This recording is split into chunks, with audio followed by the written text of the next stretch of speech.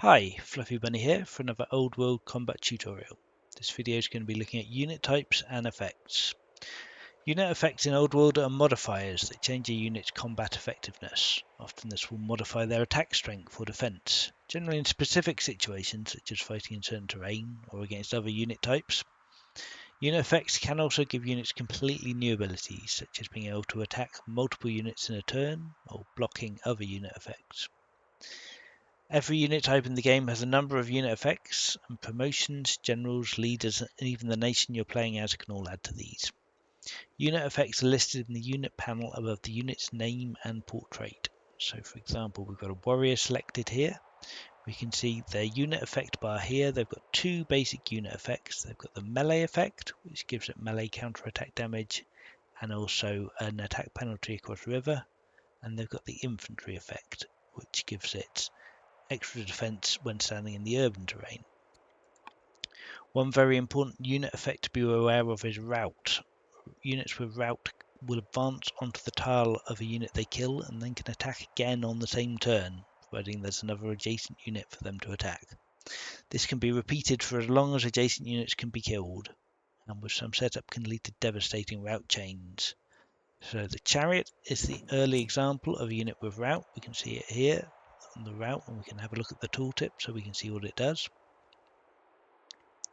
So to demonstrate this, we've got some damaged militia here. We're going to route through them. So normally a unit would attack, it would go on attack cooldown and not be able to do anything at all now.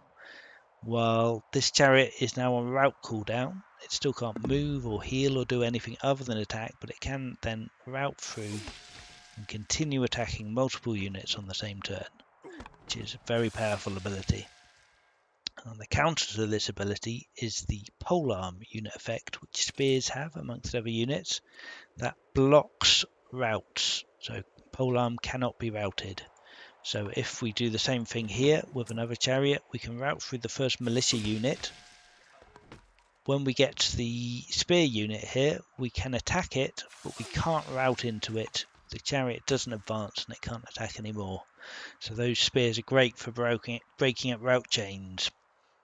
So some other example of unit effects, spears have pierce, which means they attack. Let me just show you the pierce effect here.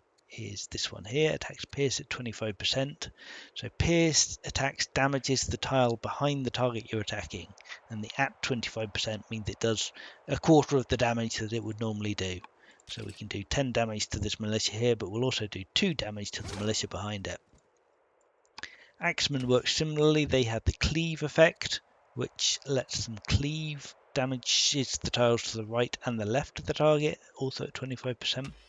So we can attack a chariot and also get some damage on the axe here. Mace is one more example. They have the anti-infantry. So this is where the tags are relevant, not just for their direct effect, but also for how other units interact with them. So for example, when attacking an axeman, which is an infantry unit, we get a combat bonus, but attacking the same strength chariot, which isn't an infantry, we don't get that bonus. So you need to know not only what unit effects your units have, but also what unit effects the opposing units have in order to know what's going to happen in combat. So as I mentioned earlier, these unit effects can also come from promotions and generals. So for example, if we give this Maceman the Warden promotion, that gives him plus 25% attack and defense from urban, that then is added to the unit effect bar and will be stacked on whenever it's relevant. We can also add a general to a unit, and if they have any relevant unit effects, like for example the Zealot General is a unit effect. So if we add that, we can see Zealot General is added here and it's coming from this general. It means the unit can't die if it has more than 1 HP, which means that a unit can only be taken down to 1 HP first, and then it needs another attack to kill it. So that's also another very powerful effect.